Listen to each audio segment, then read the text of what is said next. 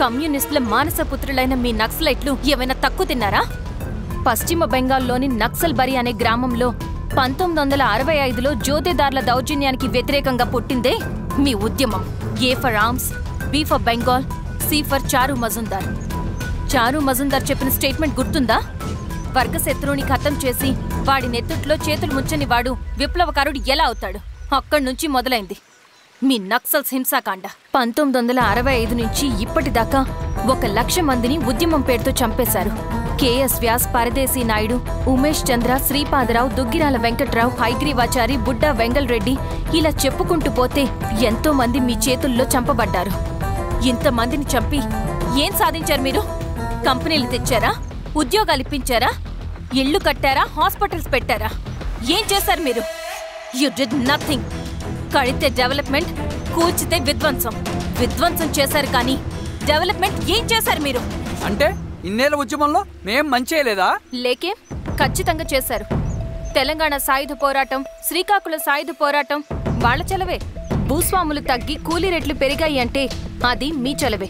నంబూద్రిపాద్, జ్యోతి bus, Somnath Chatterjee, Puchalapalli Sundarayya, Tarimela Nagireddy, చంద్ర రాజేశ్వరరావు, నల్లా నరసింహులు ఒక్కొక్కరు ఒక్కో లెజెండ్. కానీ వీళ్ళు ప్రజానాయకులు. తుపాకీ పట్టి అడవిల్లోకి వెళ్లలేదు. ఎలక్షన్స్ లో గెలిచి ప్రజా సమస్యల్ని పరిష్కరించారు. కానీ మీరేంటి ఎలక్షన్స్ వద్దు అంటున్నారు? ఒక తుపాకీతో మనిషి ప్రాణాలు తీసే బదులు ఒక పెన్నుతో 10 మంది ప్రాణాలు కాపాడొచ్చు. మీలాంటి వాళ్ళు ఉండాల్సింది ఎర్ర జెండా నీడలో కాదు, దేశ జెండా నీడలో. చంపుకుంటూ పోతే ఒకరోజు మనకిష్టమైన వాళ్ళని కూడా చంపుకోవాల్సి వస్తుంది రవి. నా మాట విను. ఇవన్నీ వదులుకుని నాతో రా.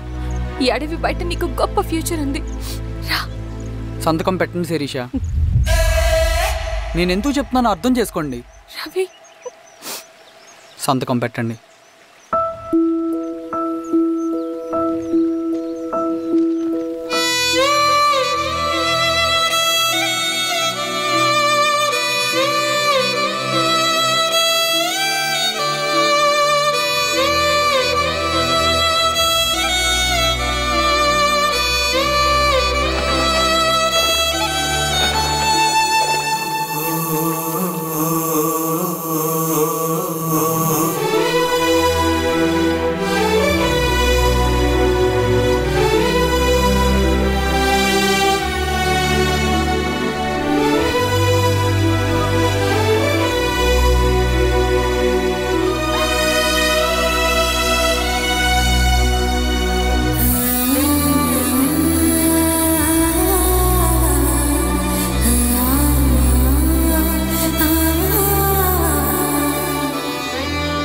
శిరీషమ్మ, నేను కొన్నాళ్ళు ఒంటరిగా ఉండాలనుకుంటున్నాను. అర్థం చేసుకోండి. అది కాదమ్మా. స్వామి, నేను నీ కబురు పెడతాను.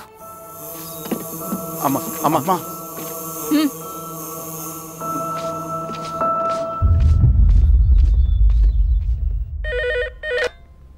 హలో, ఎవరండి? హలో, నేను చెన్నారెడ్డిని మాట్లాడుతున్నాను. సంజీవ్ రెడ్డి గారు ఉన్నారా? సార్ మీటింగ్లో ఉన్నారు సార్. శిరీషమ్మ ఇంట్లోంచి వెళ్ళిపోయింది సార్.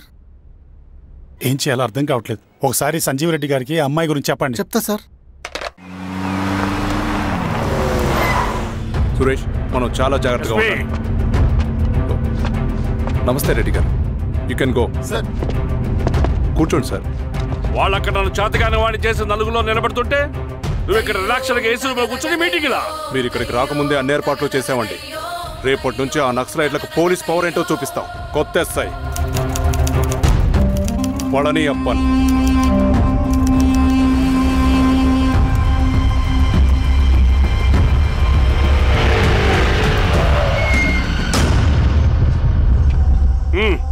ఏదోటి చేయండి త్వరగా.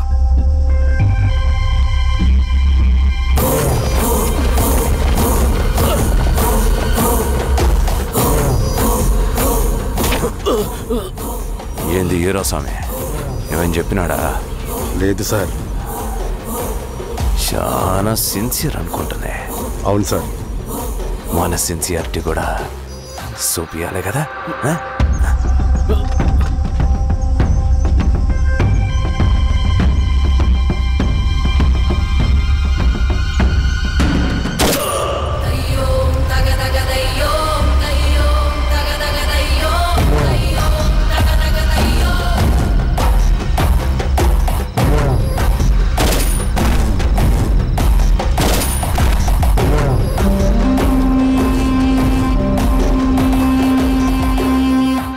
ఇక్కడున్న పెనుపాక మండలం చుట్టుపక్కల ఉన్న దండకారణ్యంలో ఆ నక్సల్కి ఇంచుంచు పట్టుంది సార్.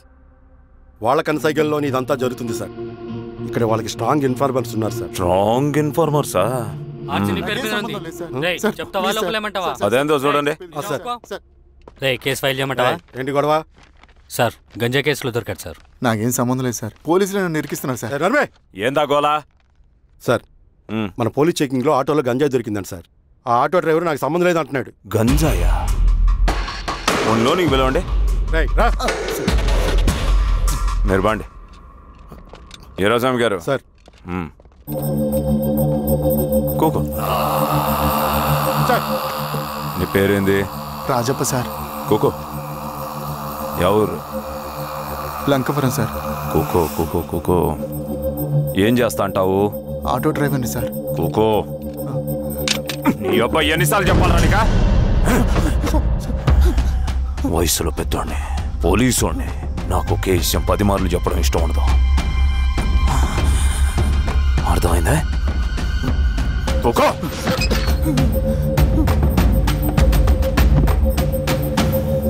సో నీకే అది తెలవదంట? అవును సార్, నాకే సంబంధం లేదు.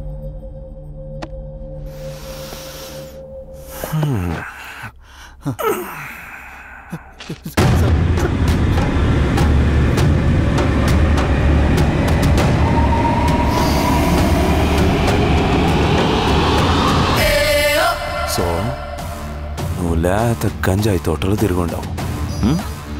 ఏరా సామే, ఈ నెలలో నీకు తోలకపోయి ఏం చెయ్యాలనో చెప్పు.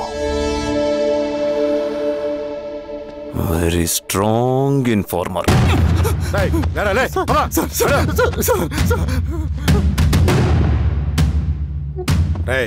ఆ నక్సల్స్ కనిపిస్తే ఈ సొరకాయ బొర మీద ఈ బటన్ నొక్కు, మాకు సిగ్నల్ వస్తుంది. 10 నిమిషాల్లో మేము అక్కడ ఉంటాం. జాగ్రత్త. అలాగే అండి. తేడా వస్తే తెలుసుగా.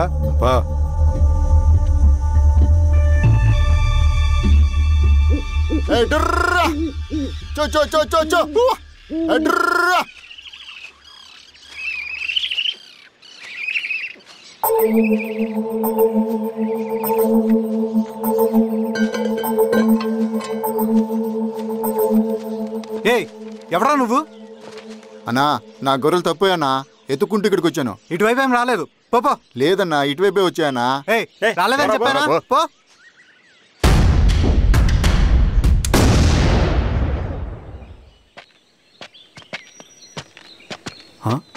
రవి, ఏంటి మధ్య కనపట్ల? అన్నా అది అవునులే, అమ్మాయి గారు లేనప్పుడు నువ్వెందుకు వస్తావు? నువ్వెలా ఉన్నావు అన్నా? ఏం బాగుంటాను రవి, మంచి చేసే మనుషులు ఊళ్ళో లేనప్పుడు ఊరెలా బాగుంటుంది, నేను ఎలా బాగుంటాను? వస్తారా?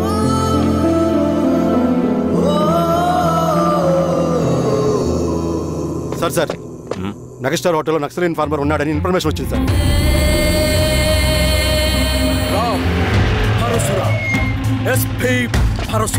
అన్న, ఈ క్యాప్ నాకు సూట్ అయింది, ఈ డ్రెస్ నీకు సూట్ అయిందన్నా. తమ్ముడు ఏదేనా అన్నయ్య, ఆ గెటప్ లో తిరిగిపోయాడు. నీ పేరేంద్రా? సార్. థాంక్యూరా పొట్టిగా.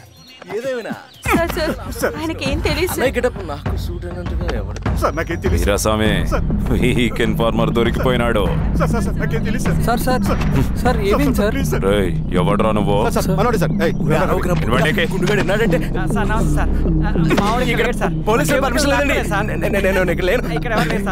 గ్యాస్ స్టేషన్ లో అంటే అదండి, ఇది అన్నయ్య రామ్ పరశురామ్ చిరంజీవి గారు. తీరా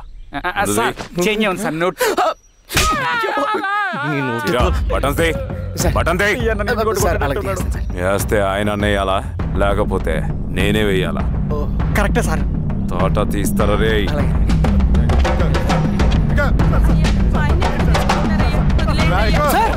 ఏం సార్? ఈ పలైన పనిగడ వల్ల ప్రశాంతంగా భోజనం కూడా చేయలేకపోతున్నాం.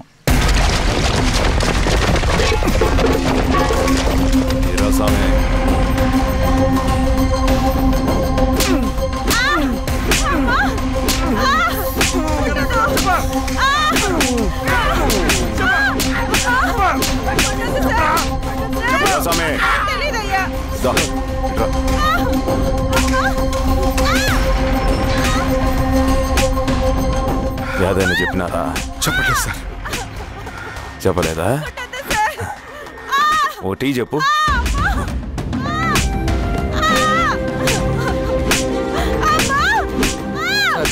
టీ.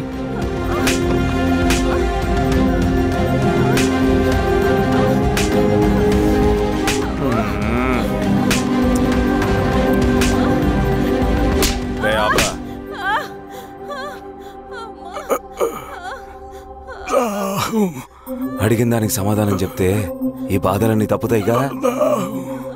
దాహం వేస్తోందా?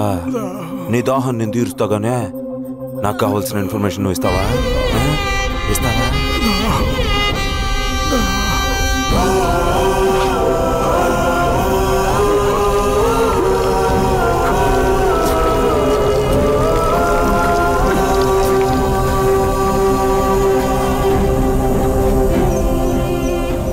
రిక్రూట్మెంట్ పని ఎంతవరకు వచ్చింది? ఆ పని మీద ఉన్నామన్నా.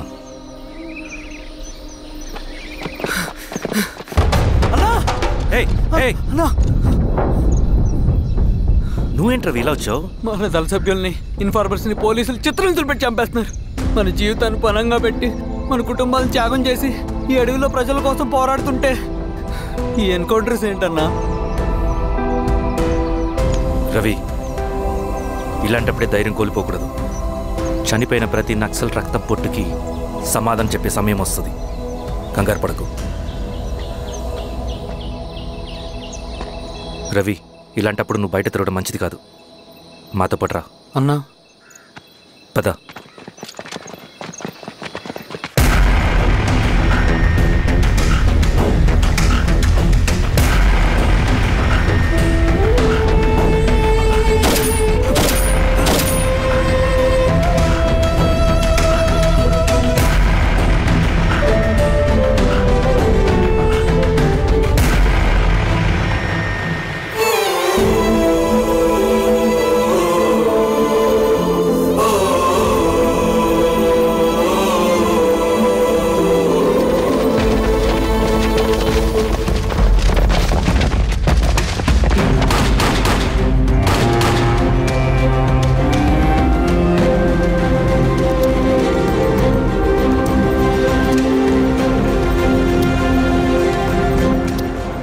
వీరస్వామి, ఇంకొన్ని రోజుల్లోనే శ్రీరంగిరిలో నక్సలైట్ అనే లేకుండా చేస్తాను.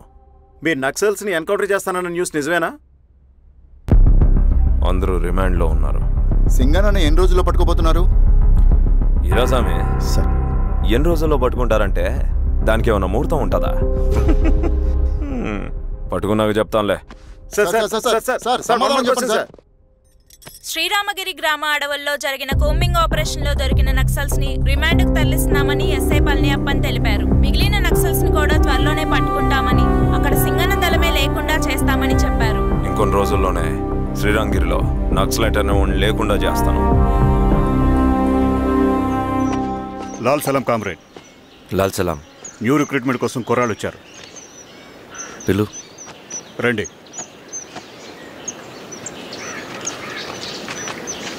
ఏం చదువుకున్నావు? MSc chemistry. MSc physics.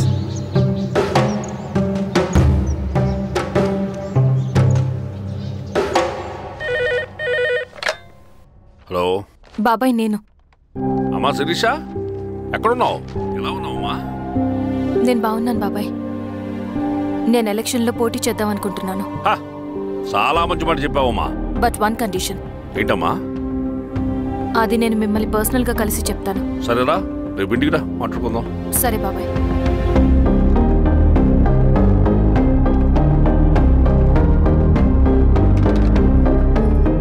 ఏమైంది నీకు? ఇంత జరిగిన తర్వాత కూడా మళ్ళీ ఎలక్షన్స్ అంటున్నావు? తప్పదు స్వప్న. రవి కోసం ఇది చెయ్యాలి. ఈ ఎన్కౌంటర్స్ ఆపకపోతే రవికి ప్రమాదం. నేను ఎలక్షన్స్లో నిలబడతానంటే వాళ్ళు ఎన్కౌంటర్స్ ఖచ్చితంగా ఆపుతారు. అదెలా? నేను తప్ప వాళ్ళకి వేరే ఆప్షన్ లేదు. ఉండుంటే ఇప్పటికే ఎలక్షన్స్ జరుగుండేవి. రేపు బాబాయ్ని కలుస్తాను. స్వామి, రవి దగ్గరికి పోనీ.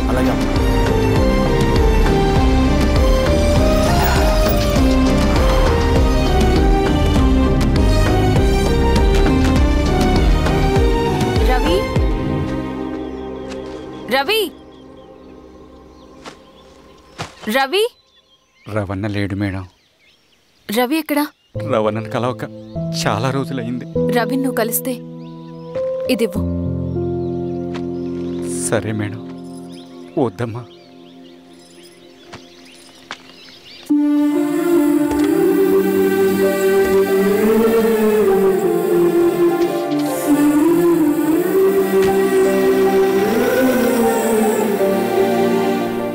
రామా శిరీష, రా.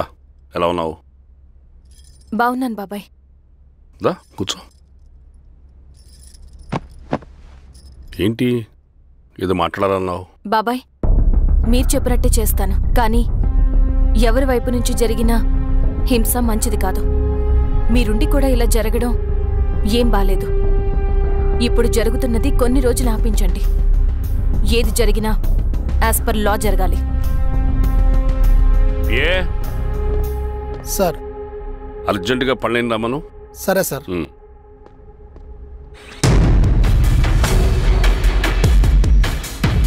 కారంతో కడుపు నింపుకోవాల్సిన పరిస్థితి వచ్చింది. మనం ప్రశాంతంగా నిద్రపోవాలంటే ఈ ఆపరేషన్ సక్సెస్ కావాలి కామ్రేడ్. అలాగే కామ్రేడ్.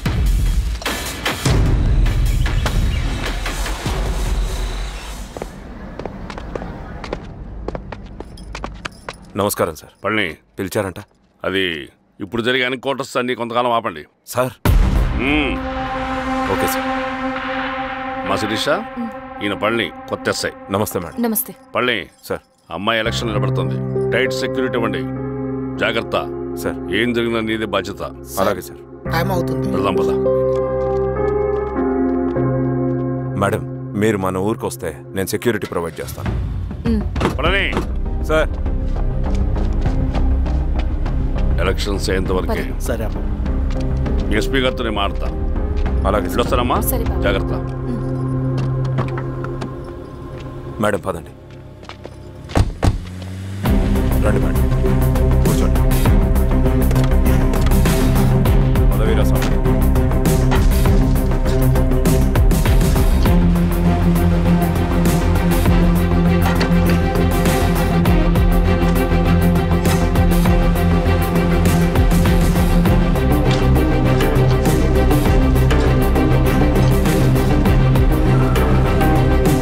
ఏమైందిరా?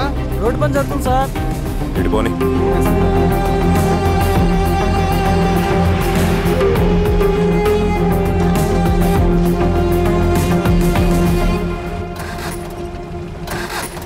బండాపు సార్. ఎందుకో? మేడం గారు కారు ఆగినట్టుంది సార్.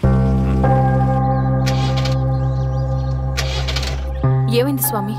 ఏమోనమ్మా తెలియట్లేదు. దిగి చూస్తా.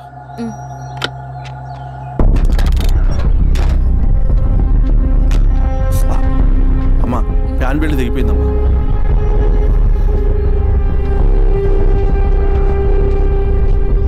ఏమైనా అది? బెల్ట్ దిగిపోయింది సార్.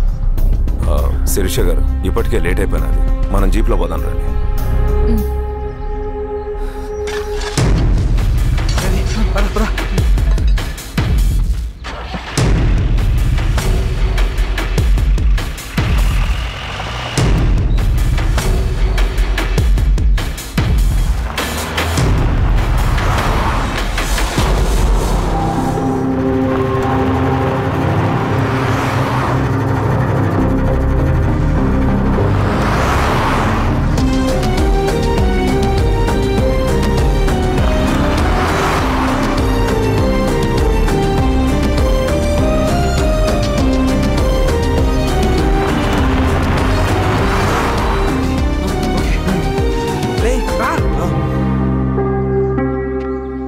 నిమిషాల్లో మీరు గుడ్ న్యూస్ వినబోతున్నారు కామ్రేడ్.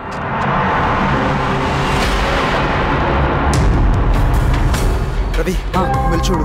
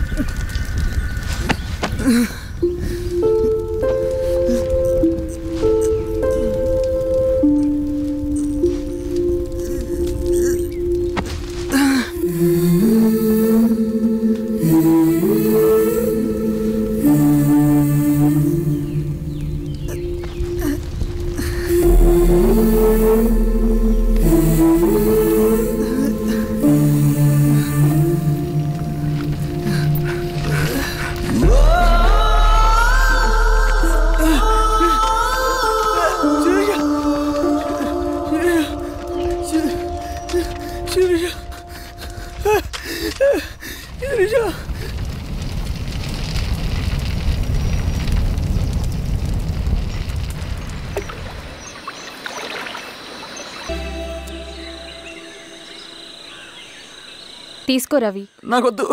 తిన్ రవి, ఎన్నాళ్ళు ఇలా ఉంటావు? నాకొద్దు.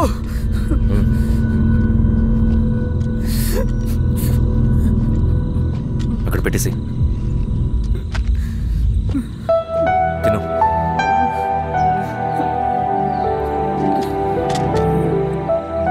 తినకపోతే చస్తావు. నేను చచ్చిపోయినా బాగుండేదన్నా. చేతకానాడు పిరుకోడు మాత్రమే ఏడుస్తూ కూర్చుంటాడు. నువ్వు ఏడుస్తూ పిరుకోడని ప్రూవ్ చేయొద్దు. జరిగే యుద్ధాన్ని ఆపేసి అడవి మధ్యలో భౌతికత చెప్పడానికి నేను కృష్ణుడు కాదు, నువ్వు అర్జునుడివి కాదు. మన విప్లవకారులం రవి. మనకి డ్యూటీస్ తప్ప ఎమోషన్స్ ఉండకూడదు. ఈ చేతులు అయ్యా నాకు అన్యాయం జరిగింది అని చెప్పి ఏడ్చే వాళ్ళ కన్నీళ్ళు తుడడానికి, మనకి మనం ఓదార్చుకోవడం కోసం కాదు. ఎన్నిసార్లు గాయపడినా సైనికుడు వెళ్లాల్సింది యుద్ధానికి. సిద్ధంగా ఉండు.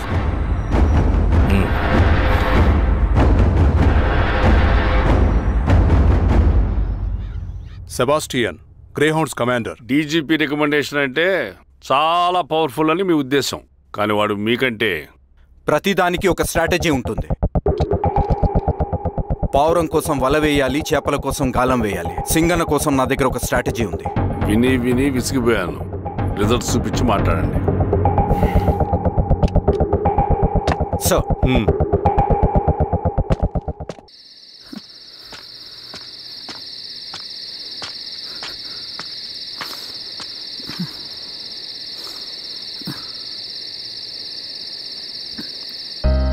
ఏమైపోయావన్నా ఇన్ని రోజులు?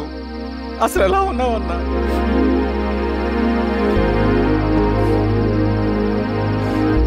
కాఫీ ఇస్తావా? తెస్తాను, తెస్తాను.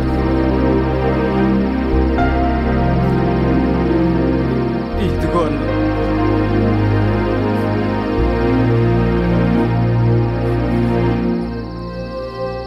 అన్నా, శిరీష గారు నీకేమనేది ఇచ్చారన్నా.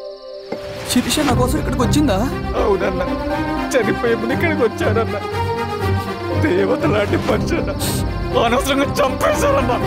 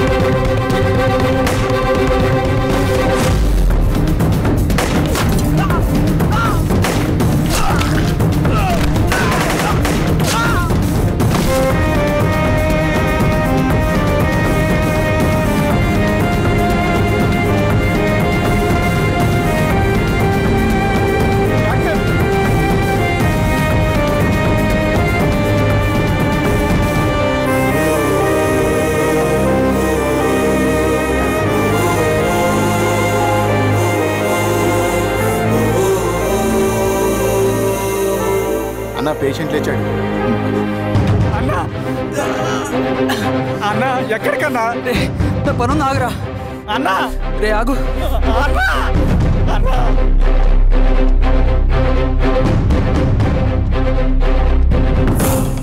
నక్సల్ నాయకుడు సింగన్న లొంగుబాటు ఎంతో కాలంగా శ్రీరామగిరి చుట్టుపక్కల పోలీసులని తీవ్ర ఆందోళనకు గురి చేసిన ప్రజా ప్రతిఘటన దళ నాయకుడు సింగన్న నేడు గ్రేహౌండ్ పోలీసుల సమక్షంలో జనజీవన స్రవంతిలో కలిసిపోయాడు. తన తదుపరి కార్యాచరణ త్వరలో వెల్లడిస్తానని సింగన్న చెప్పారు. సింగన్న సుదీర్ఘ పోరాటం నుంచి అకస్మాత్తుగా జనజీవన స్రవంతిలో కలవడానికి కారణం ఇంకా తెలియాల్సి స్ట్రాటజీ గురించి చెబుతుంటే నేను ఏమో అనుకున్నా. 100 గొడ్లను తిన్న రాబందు గాలివానకే సచ్చిందట. ఆ గాలివాన పేరేంటి తెలుసా? సబాషియన్, సూపర్ సబాషియన్. ఒక్క సుక్క మనోళ్ళ రక్తం చెందకుండా నువ్వు అంత పెద్ద నక్సలైట్ని పట్టుకున్నావంటే బా, నీ స్ట్రాటజీ మామూలు కాదబ్బా. నాకు ఇచ్చిన కమిట్మెంట్ మాత్రం మర్చిపోద్దు సార్.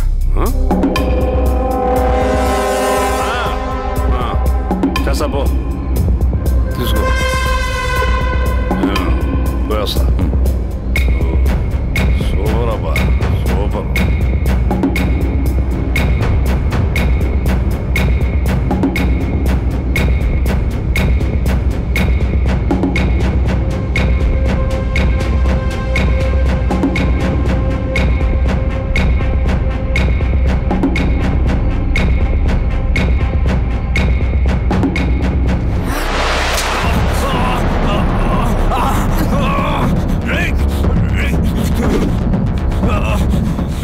నువ్వు అన్న ఎక్కడ?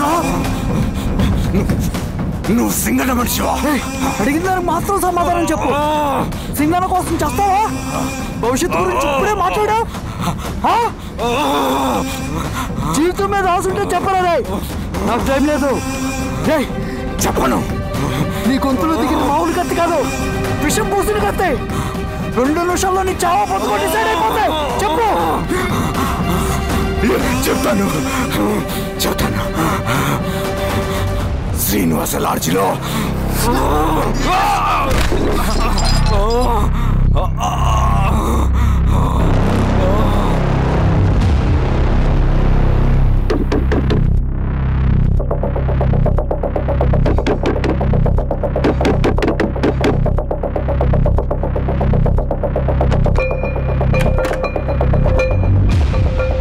నువ్వేంటి ఇక్కడ? సర్లే లోపల.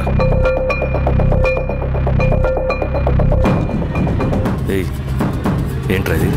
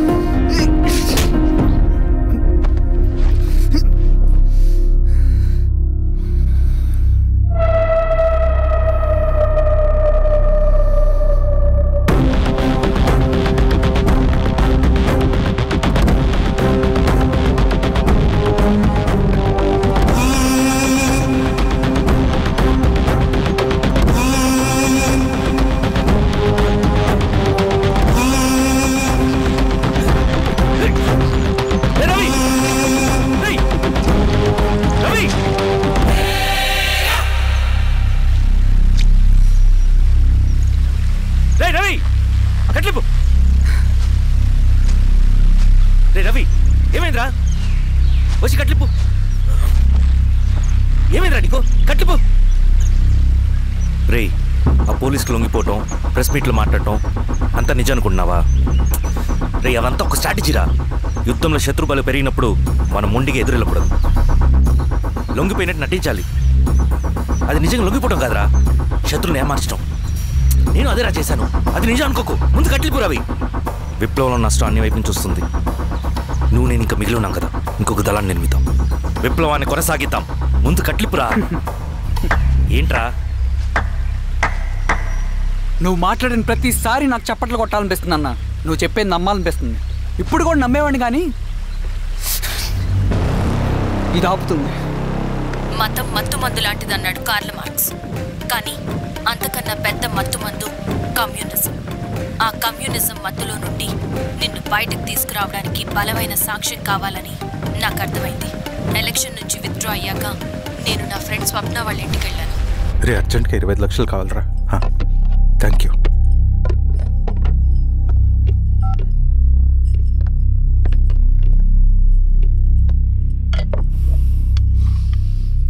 చాలు.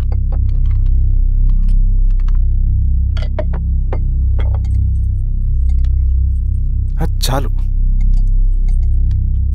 చలో అని చెప్పాను కదా, అర్థం కాదే? ఏవండి ఏవండి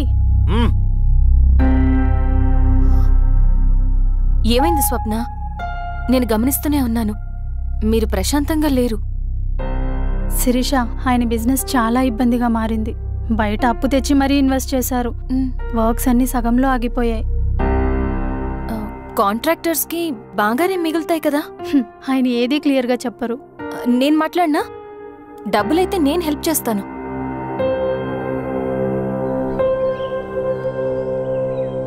అన్నయ్య చెప్పమ్మా. మీరు డబ్బు గురించి ఏదో ఇబ్బంది పడుతున్నారని అర్థమైంది. అవునమ్మా, ఈ ఏజెన్సీ కాంట్రాక్టర్ బతికే ఇంత ఏది సాఫీగా ఉండదు. అన్ని వైపుల నుంచి అడ్డంకులే. ప్రజల ప్రయోజనం కోసం బిల్డింగ్లు బ్రిడ్జ్లు కట్టాలి, అడ్డమైన వాళ్ళకి లంచం ఇచ్చుకోవాలి. ఇప్పుడు ఈ నక్సల్స్ ఒకళ్ళు తయారయ్యారు. నా బ్రతుక్కి పని పూర్తయ్యేదాకా ఫండ్స్ లిస్ట్ చేయరు, వీళ్ళేమో పని చేయనివ్వరు. ఏం చేయాలో అర్థం కావట్లేదు. నక్సల్సా? నక్సల్స్కి ఏంటి సంబంధం? అదే కదా సమస్య. బయట ప్రజల కోసం మేము ఉన్నామంటారు, లోపల ఎక్స్ట్రాషన్కి అలవాటు పడ్డారు. ఎవరు కరెక్ట్గా లేరమ్మా. ఎక్కడి వాళ్ళన్నయ్య? పినపాకం మండలం నక్సల్స్ 25 లక్షలు అడిగారు.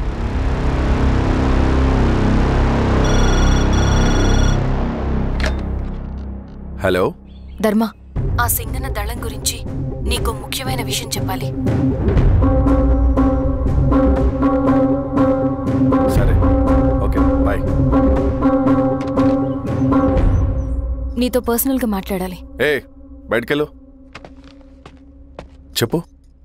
అన్నయ్య చనిపోయిన తర్వాత ఎలక్షన్స్ లో పోటీ చేసిన నన్ను సింగన్న దళం కిడ్నాప్ చేశారు. కానీ అక్కడ ఒక వ్యక్తిని చూశాను. ఆ వ్యక్తిని అన్నయ్య చనిపోయే ముందు తన దగ్గర డబ్బులు తీసుకోవడం గమనించాను.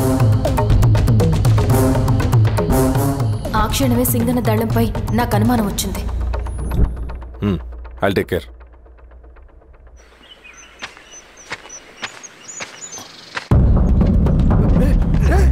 భయపడదు, మీ చంద్రుడు మనుషులు. నన్నేం చేయకండి.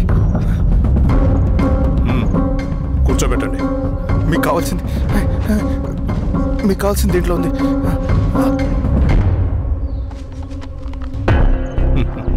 కాంట్రాక్టర్ డబ్బులు కదా, కొత్తగా ఉన్నాయి.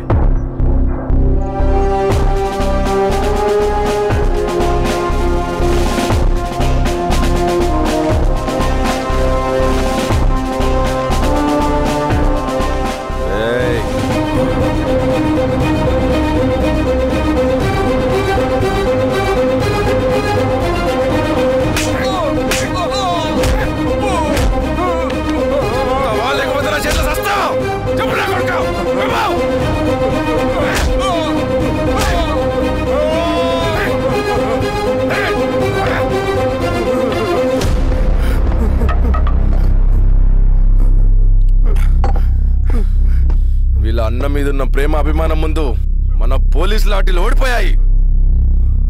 చంద్రన్ ఎన్కౌంటర్ ఎలాగూ పోతాడు. కానీ విచిత్రం ఏంటంటే వాడి భార్య నర్సమ్మ, కూతురు మమత, కొడుకు నరేష్ మరో ఎన్కౌంటర్లో పోవడం చాలా బ్యాడ్ న్యూస్. చెప్ శిరీష, ఏం చేయమంటావు? నువ్వు ఒక డెసిషన్ తీసుకున్న తర్వాత ఎవరి మాట వినవు కదా. హే దాస్ సార్, రేపు మార్నింగ్ న్యూస్ పేపర్ వద్దని చెప్పు. సరే సార్. తెలిసిన విషయం మళ్ళీ మళ్ళీ చదవాలంటే చాలా బోరింగ్. నేను చెప్తాను సార్, జరిగింది మొత్తం నేను చెప్తాను సార్. సింగన్న దగ్గర నేను 20 సంవత్సరాల నుంచి పనిచేస్తున్నారు సార్. పేదవాళ్ళ కోసం అన్న చేస్తున్న ఉద్యమంలో మేమందరం చాలా కష్టపడి పనిచేసేవాళ్ళం. కానీ ఒకరోజు నేను చెప్పినంత చెప్పి ఈశ్వర్ రెడ్డి దగ్గర 10 లక్షలు తీసుకురండి. దేనికన్నా ఇదంతా? దేనికేంటి? మొన్న ఆ కాంట్రాక్టర్ దగ్గర నుంచి, నిన్న బిల్డర్ దగ్గర నుంచి, ఈరోజు ఈశ్వర్ రెడ్డి దగ్గర నుంచి. అధికారం కోసం. డబ్బు ఉంటే అధికారం వస్తుంది, అధికారం ఉంటే డబ్బు వస్తుంది. నాకు రెండూ కావాలి. హిట్లర్ పెయింటర్ అవుదామని అకాడమీలో జాయిన్ అవ్వాలనుకున్నాడు, కానీ పనికిరాడని చెప్పి రిజెక్ట్ చేశారు. హిట్లర్ ఏం చేశాడు? నాజీ పార్టీ పెట్టి జూస్కి అగేన్స్ట్గా అందరినీ కూడగట్టి ప్రపంచాన్ని ఉనికిచ్చాడు. మొహమ్మద్ అలీ జిన్నా నేషనల్ కాంగ్రెస్ పార్టీలో ఎదగాలనుకున్నాడు, ఎప్పుడూ పట్టించుకోలేదు. ముస్లిం లీగ్ పార్టీ పెట్టి ఇండియాని రెండుగా చీల్చేశాడు. పాకిస్తాన్కి ప్రధానమంత్రి అయ్యాడు. ప్రపంచంలో ఎక్కడైనా సరే 2 కులాలు, 2 మతాలు, 2 ప్రాంతాల మధ్య చిచ్చు పెడితే చాలు, అధికారం వెతుకుంటూ మన కాళ్ళ దగ్గరకు వస్తుంది. జమ్మూ అండ్ కాశ్మీర్ నుంచి మహారాష్ట్ర, గుజరాత్ ఎక్కడైనా సరే, ఎవరైనా సరే ఇదే గేమ్. నేను అంతే. ఒక మామూలు కార్యకర్తగా దళంలో చేరాను నేను. కానీ ఈరోజు న్యూస్ పేపర్లైనా సరే, జనాల్లో అయినా సరే, ఎక్కడైనా సరే ఒకే పేరు, Singanna, Singanna, Singanna. And I love that.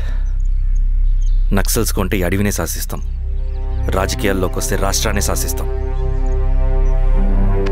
చంద్ర, మన చదువులకి, మన తెలివితేటలకి ఈ అడవిలోనే మగ్గిపోవాలా?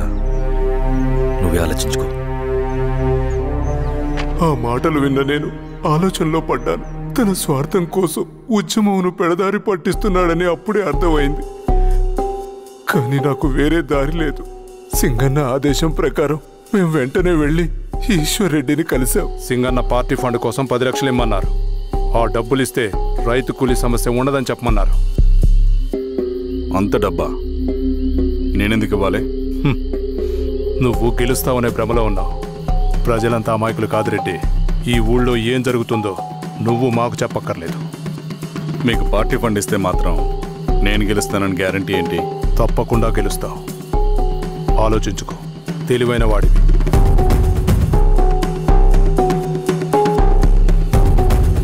సరే.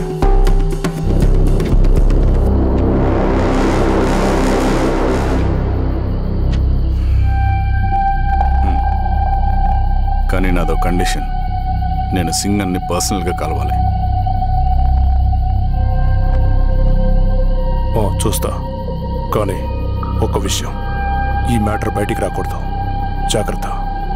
సింగన్న స్ట్రాటజీ ప్రకారం మాకు ఈశ్వర్ రెడ్డి దగ్గర నుంచి డబ్బులు వచ్చాయి. అప్పుడు నరసింహుల్ని పిలిపించి,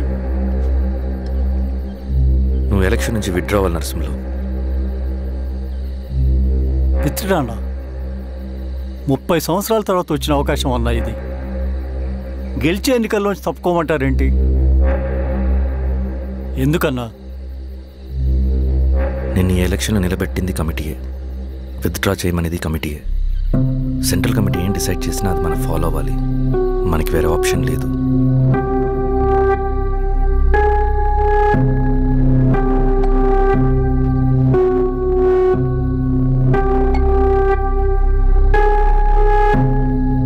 నన్ను నమ్ముకుని చాలామంది ఉన్నారన్న. మీరు వద్దన్నా సరే నేను ఇండిపెండెంట్గా పోటీ చేస్తా. నీ పట్టుదల నాకు అర్థమైంది నరసింహులు. సెంట్రల్ కమిటీతో మరొకసారి నేను మాట్లాడతాను. కొంచెం వెచ్చి, తొందరపడద్దు. లాల్ సలాం. లాల్ సలాం. తన మాటకి ఎదురు చెప్పిన నరసింహుల్ని క్రూరంగా హత్య చేయించి ఆ హత్యను ఈశ్వర్ రెడ్డి చేయించాడని అందరినీ నమ్మించి ఆ తర్వాత ఈశ్వర్ రెడ్డిని కూడా. ఏంటి ఈశ్వర్ రెడ్డి గారు, కలుద్దామనుకున్నాం కానీ ఇలా కలుస్తామనుకోలేదు. ఏంటంత కోపం? ప్రజానాయకుడు నరసింహులు చంపినందుకు నీకు మరణదండనే. ఇంతకీ నన్ను ఎందుకు కలుద్దామనుకున్నావు? నరసింహ చావుకి నాకు ఏ సంబంధం లేదు. నిన్ను కలిసి ఊరు సమస్యలు, ప్రజా సమస్యలు పరిష్కరించు. అడవికి సింహం రాజు, అడవైనా ఊరైనా ఈ సింగన్నే రాజు.